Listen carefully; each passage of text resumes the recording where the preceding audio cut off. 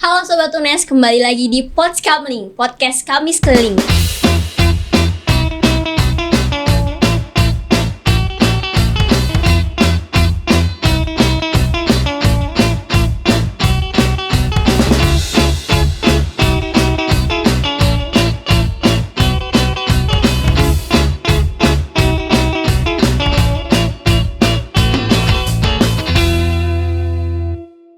Hari ini kita Environmental Podskamling akan membahas mengenai ekosistem menjaga laut.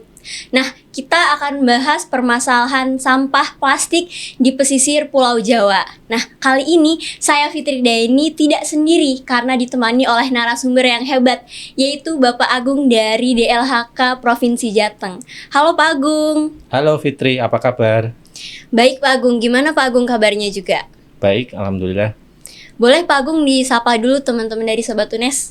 Halo Sobat UNES, perkenalkan nama saya Agung Triharnadi. Kebetulan kami sebagai subkoordinator pengolahan sampah dan limbah B3 pada instansi Dinas Lingkungan Hidup dan Kehutanan Provinsi Jawa Tengah. Nah, Pak, hari ini kan kita mau bahas tentang ekosistem laut, terutama pesisir pantai daerah Jawa. Nah, gimana sih Pak tanggapan Bapak terkait menjaga ekosistem laut itu dari sudut pandang permasalahan sampah?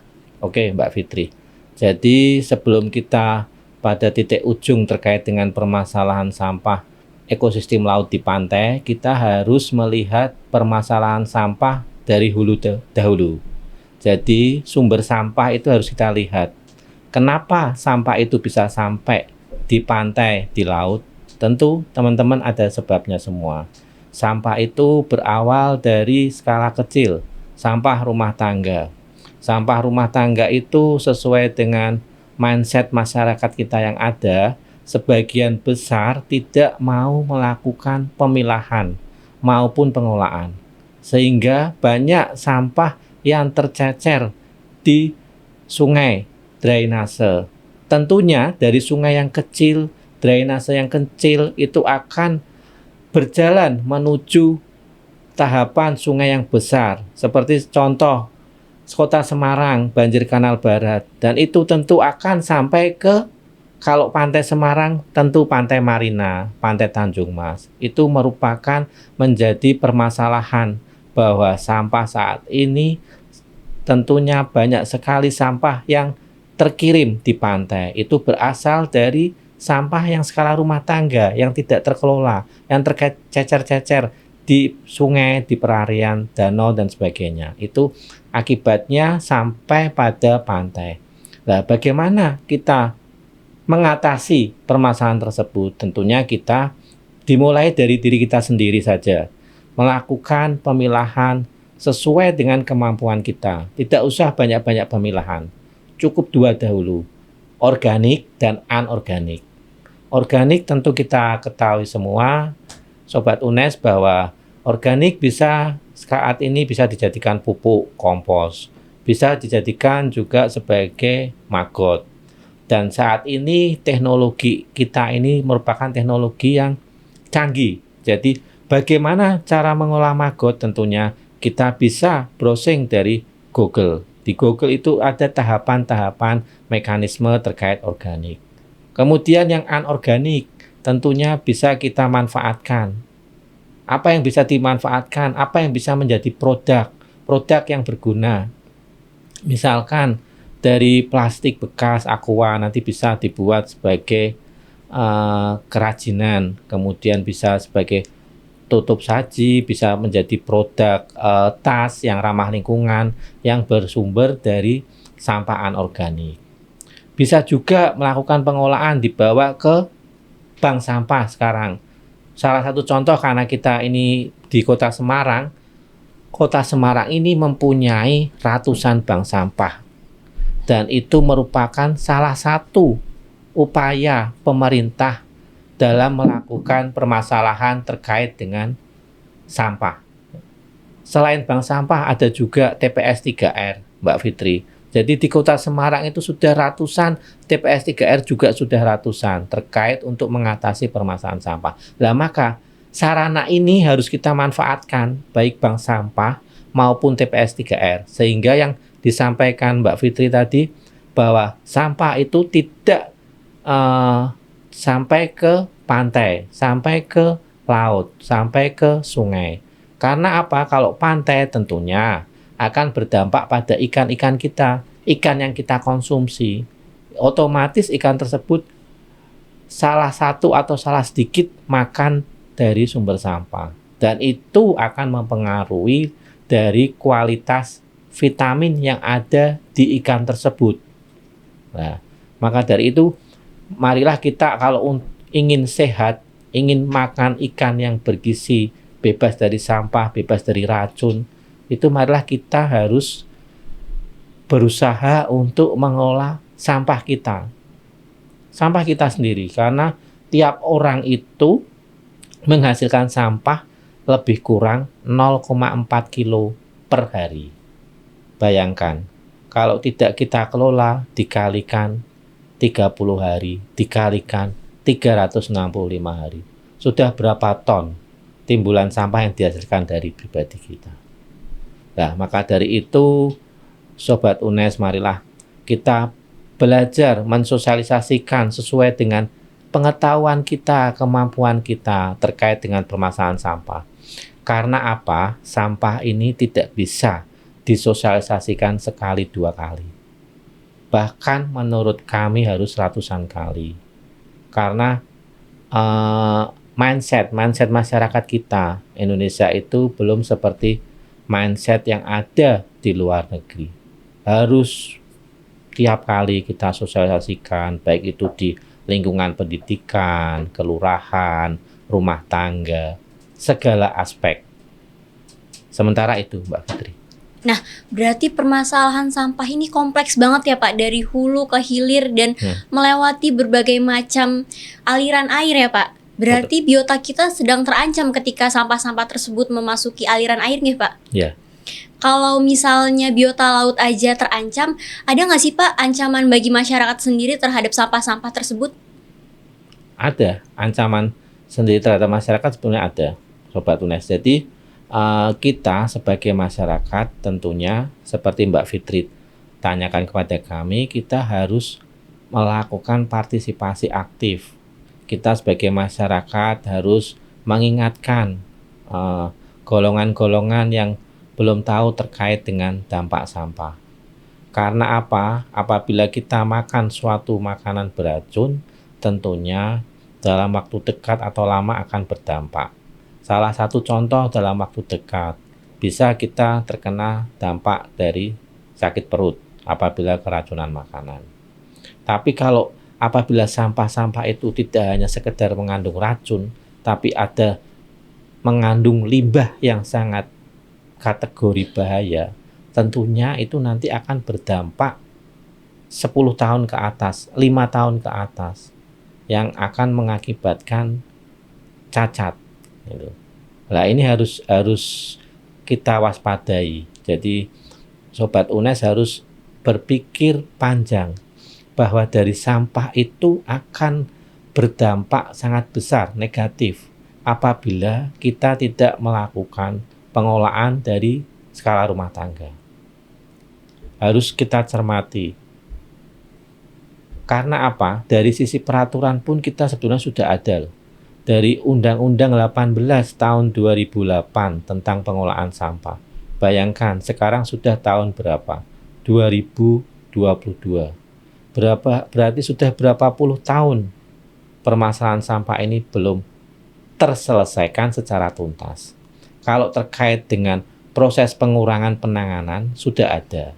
Kenapa saya bilang sudah ada? Karena sudah adanya proses pemilahan sampah, sudah adanya bank sampah, sudah adanya TPS 3R.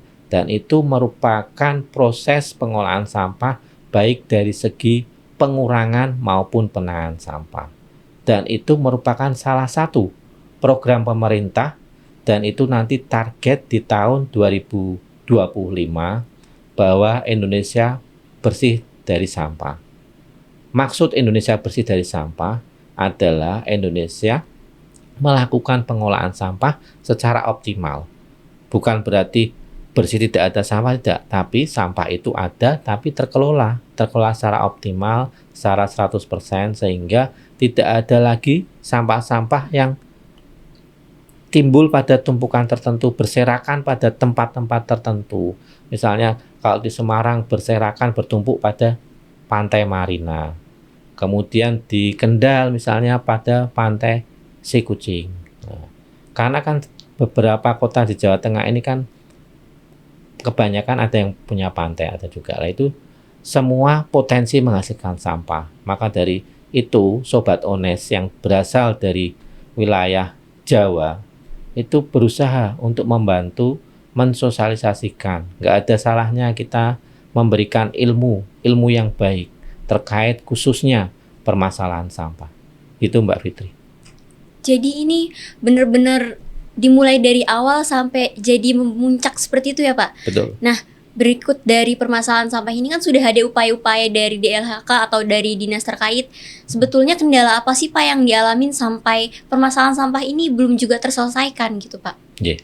Terima kasih Mbak Fitri. Jadi sebelum saya bicara terkait dengan kendala-kendala, jadi upaya yang telah dilakukan, jadi sejak Undang-Undang 18 tahun 2008 itu kemudian ditindaklanjuti dari dinas kami, dinas LH mulai 2009 sampai sekarang memberikan fasilitasi terkait untuk mendukung permasalahan pengelolaan sampah.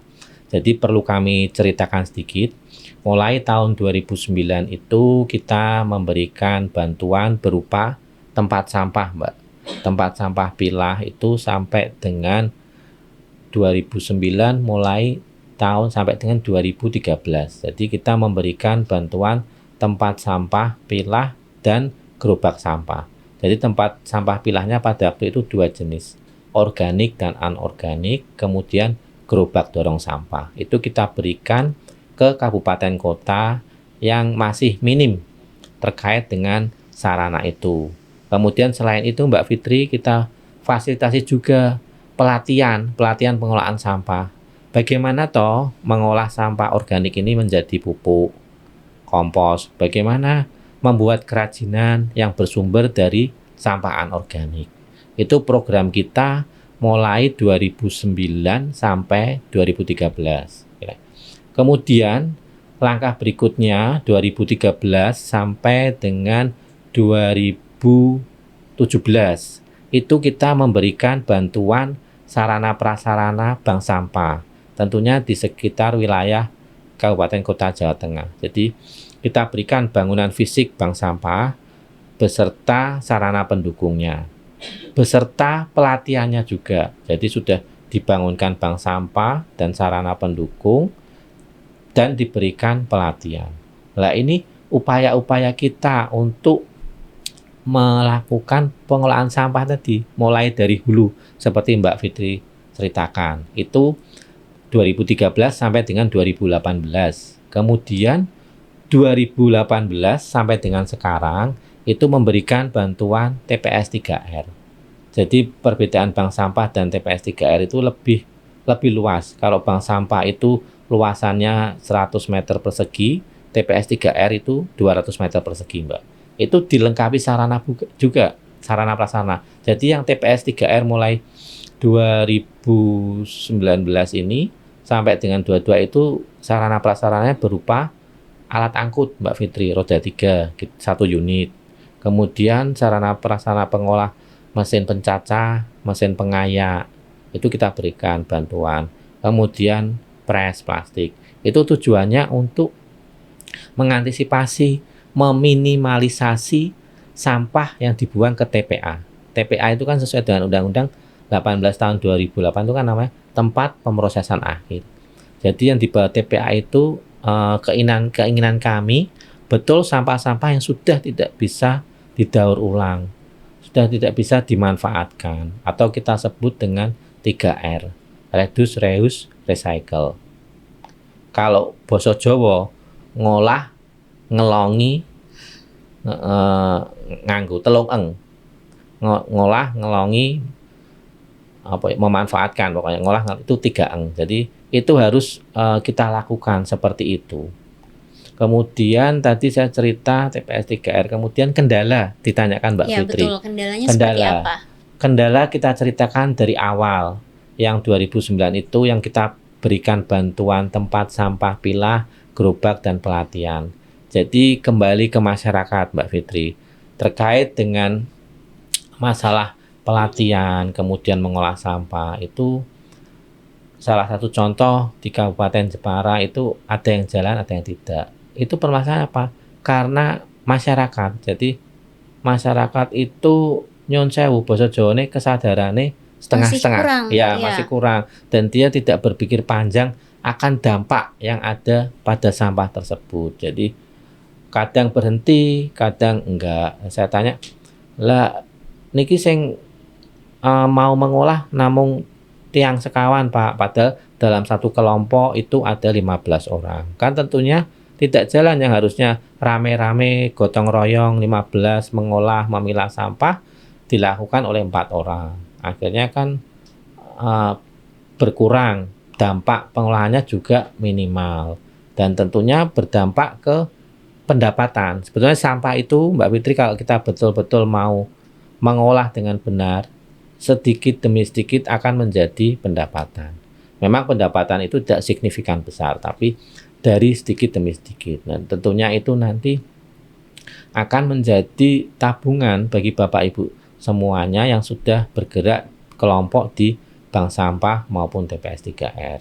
Kemudian kalau kendala selain di masyarakat, kendala yang kita fasilitasi di bank sampah maupun TPS 3R itu biasanya Mbak Fitri, kabupaten kota kendala dalam operasional bulanan. Kita kan memang hanya memberikan bantuan ya, bantuan fisik, kemudian mesin pengolah, mesin pengayak, kemudian press itu kan ada listrik, ada sebagainya. Lah, solusi operasional itu biasanya anggaran desa tidak mencukupi. Tapi akhir-akhir ini kan sudah ada kebijakan mungkin dari desa terkait menyisihkan anggaran untuk operasional permasalahan sampah. Ini juga merupakan win-win solution terkait dengan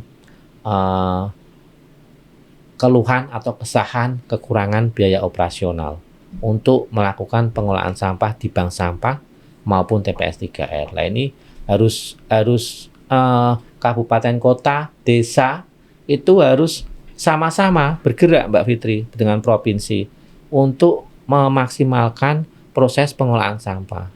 Nah ini kami harap Sobat UNES ini yang masih muda ini, mari kita bersama-sama bergerak melalui sosialisasi, melalui penyebaran ilmu terkait dengan permasalahan yang ada dari pihak pemerintah, kabupaten maupun desa. Nah, tentunya dengan ada dorongan dari 3 aspek ini nantinya akan biaya operasional itu tentunya akan tercukupi. Apalagi nanti sudah ada pemasukan sedikit-sedikit dari bank sampah maupun TPS 3R.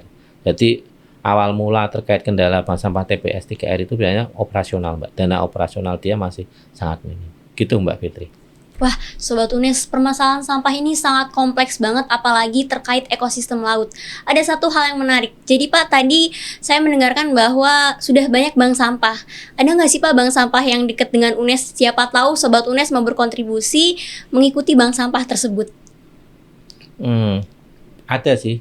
Di sini, ini kan lokasinya dekat dengan Sampangan, Mbak Fitri. Betul. Jadi ada bank sampah di daerah Sampangan. Jadi saya tahu lokasinya, cuman jalannya agak lupa. Jadi kalau dari sini turun ke arah Sampangan itu ada perempatan, itu Lamongan Raya. Itu sisi kiri itu di situ ada bank sampah.